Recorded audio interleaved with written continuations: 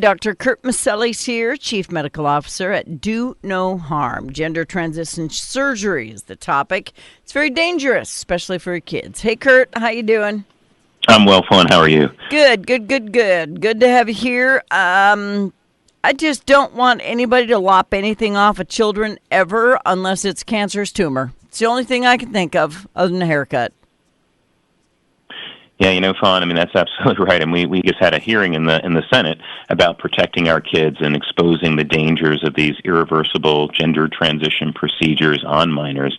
And I think that's just the point that really we wanted to make is, when you look at the evidence here for kids who are confused, vulnerable children who are confused about their gender, they're going through puberty, there's lots of other struggles, psychiatric illness, lots of things that are going on in their life, social media, and all these other influences.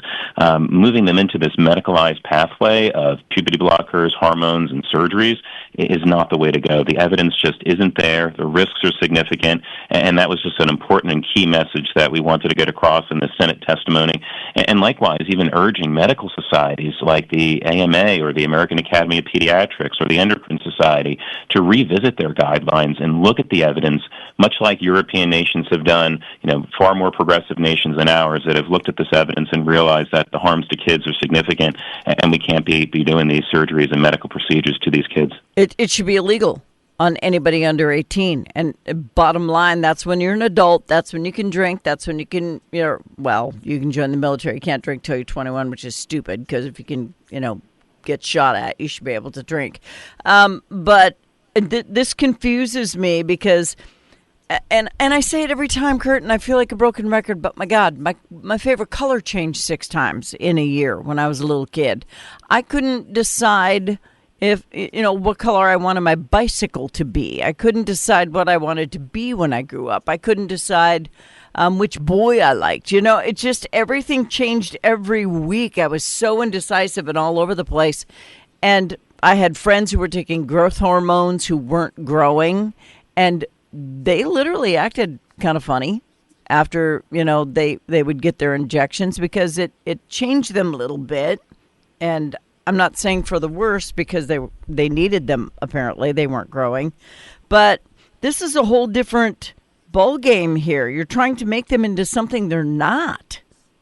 Yeah, this is definitely a different ballgame. And like you say, I mean, these are children, they're developing, they're learning, they're trying to understand life and the experiences that they're having, and to sort of, again, push them down a pathway that leads to significant harms is not the way to go, especially when there are other options in terms of providing a therapeutic environment where we can treat the psychiatric illness that might be going on, whether it's depression, anxiety, autism, whatever it might be, or process the traumas that they've been through, or recognize the harms that social media might be causing them of moving them into a dark space, or just allowing their parents to have good family therapy with them to understand what those issues are that are underlying this ideology or the etiology of the confusion that they're going through. There's so many other ways that we can handle this in a much more constructive and productive manner, as opposed to pushing kids, again, down this pathway that leads to infertility, cardiovascular side effects, impacts on their bones. I mean, just tremendous impacts Confusion. To them, and then certainly the psychological, right? The regret, the psychological impact. I mean, there's just so much. And like you say, this is a child. This is just an innocent child who's going through challenging times, and again, still developing, still learning, not the time to be making these life-altering decisions. Now, I get that people know they're gay at a very young age. I knew some kids growing up. I knew they were gay when we were in 5th grade. I knew it. You could tell we knew. We just didn't say anything because, well, we actually didn't care. Some of the boys were kind of jerks and said stuff, but whatever. But I am so glad because I went to a Catholic school in 1st and 2nd grade, but they made me wear a dress every day, and I stinking hated it, Kurt. I hated it. I said I want out of the school because I want to wear pants.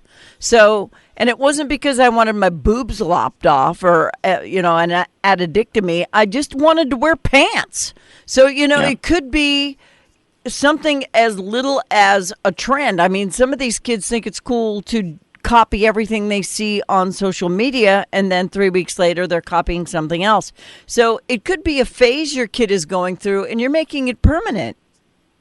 Absolutely, and certainly, gender nonconformity, that's okay. Like girls can be tomboys, and boys can like things that Still a maybe girls tomboy. like, and Yeah. and I think when we sort of take gender nonconformity and say, well, that's gender dysphoria, that's a real problem. And again, we then end up putting kids down a pathway that's really dangerous to them. And again, we should let kids develop, kids grow, and in fact, what we know is that kids who do struggle with this confusion prior to puberty, the vast majority of them actually desist, and they accept their identity as a biological boy or a biological girl. They accept that, and they recognize that. In fact, a lot of those kids actually do end up turning out to be homosexual and such. And so, the idea of sexual orientation totally different from this idea of identity, that you can, again, that a boy can be a girl or a girl can be a boy, or you can be something totally different. You can be non-binary.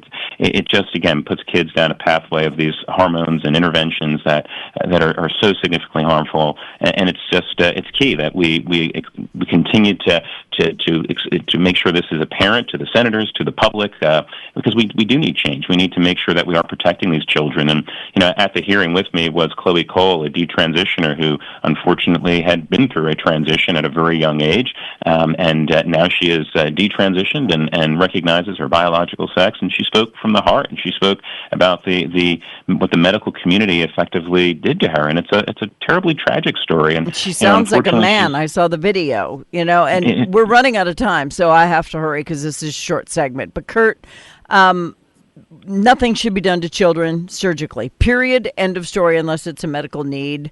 I believe there are two genders. You might be gay and like the same gender, but there are only two genders. You don't get to be both unless you're hermaphroditic and you have to make a choice at birth. But where did all these people come from?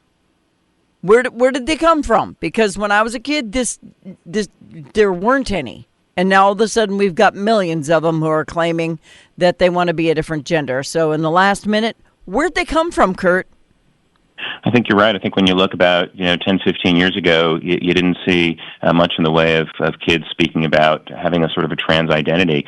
But I think the social media influence has been significant. It's hard to ignore that fact, and again, it's hard to ignore just the influence of peers and the pressure that's out there, as well as again the psychiatric illness. We've seen an enormous rise of psychiatric illness in children, but certainly an enormous rise in this population of kids with gender dysphoria. I mean, it's practically doubled and going from almost half of the kids that have some sort of depression, anxiety, comorbid challenge. So I think we need to take a hard look at those other factors, and we need to do what we can to address those factors to make sure that we are treating depression, anxiety, that we recognize, man, if social media is causing kids to go into these dark places, we've got to do something about that. We got to protect them from that. Get rid of porn, put age limits on social media, and for the love of God, stop doing drugs while you're pregnant. Dr. Kurt Miceli, Chief Medical Officer, Do No Harm. Where do they go to get more information, sir?